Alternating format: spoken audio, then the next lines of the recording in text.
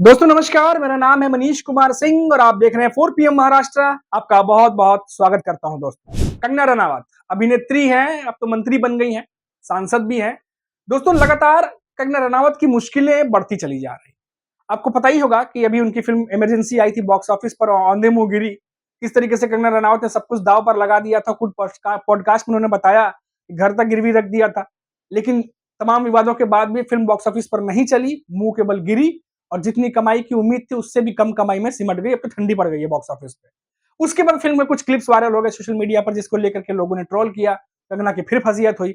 अब दोस्तों खबर आ रही है कि मुंबई कोर्ट ने कंगना को फटकार लगाई है। जी हाँ दोस्तों, मुंबई कोर्ट की तरफ से कहा गया है कि दी हुई तारीख में अगर कंगना रनावत हाजिर नहीं होती हैं तो उनके खिलाफ गैर जमानती वारंट भी जारी किया जा सकता है।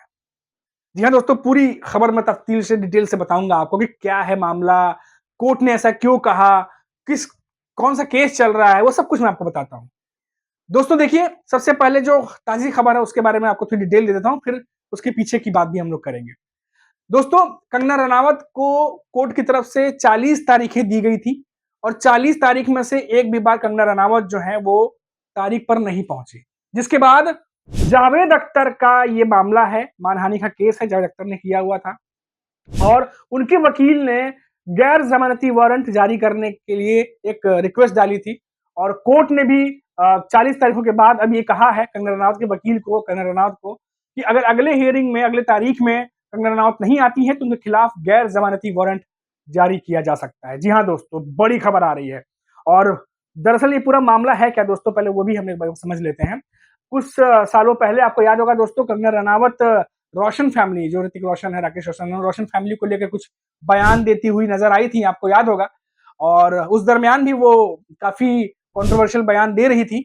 और उसी समय सुशांत सिंह का केस आपको याद होगा दोस्तों, सुशांत सिंह वाला मामला मुंबई में सामने आया था। उसके बाद उन्होंने एक बयान दिया था कि कैसे जावेद अख्तर, एक मीटिंग हुई थी, इसमें जावेद अख्तर भी मौजूद थे और उन पर दबाव डाला गया, प्रेशर डाला गया कि वो माफी मांगे रोशन फैमिली से, और कई सारी ऐसी बातें कही थी जो जावेद अख्तर को पसंद नहीं आई थी और जावेद अख्तर ने इस पर मानहानि का केस कर दिया था।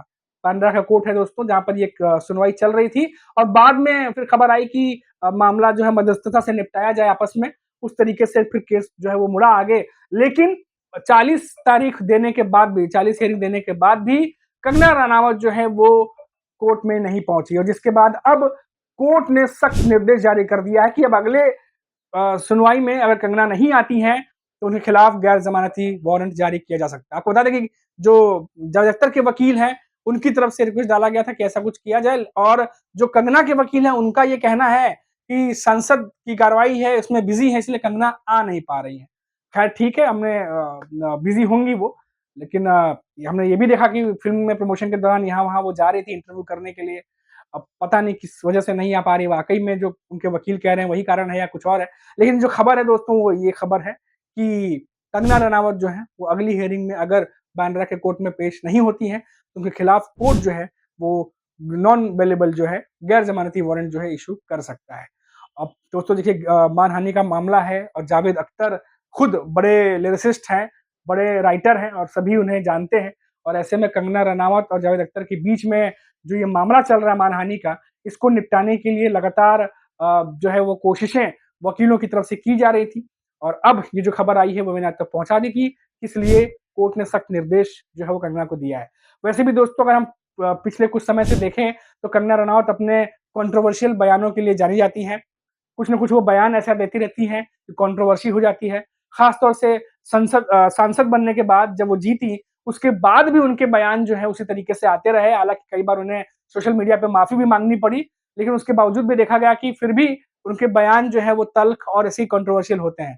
और अभी हाल ही में उनकी फ़िल्म आई थी इमरजेंसी, और क्योंकि मणिकर्णिका उनकी जो फ़िल्म आई थी, उसके बाद से, उस फ़िल्म के बाद से हम लोग अगर देखें 3-4 फ़िल्में उनकी बैक टू बैक फ्लॉप हुई बॉक्स ऑफिस पे, एक भी फ़िल्म नहीं चली।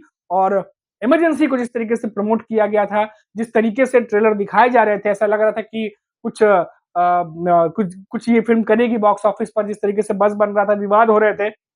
लेकिन जब फाइनली फ़िल्म बॉक्स ऑफिस पर आई, तो वो उम्मीदों के मुताबिक कमाई नहीं कर पाई जो लगाया जा रहा था और कंगना पूरी तरीके से लगी हुई थी।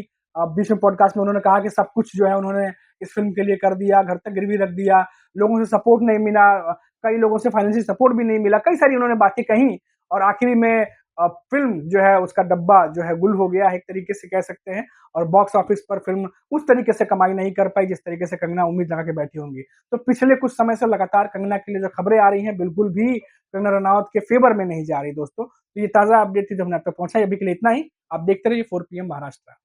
नमस्कार।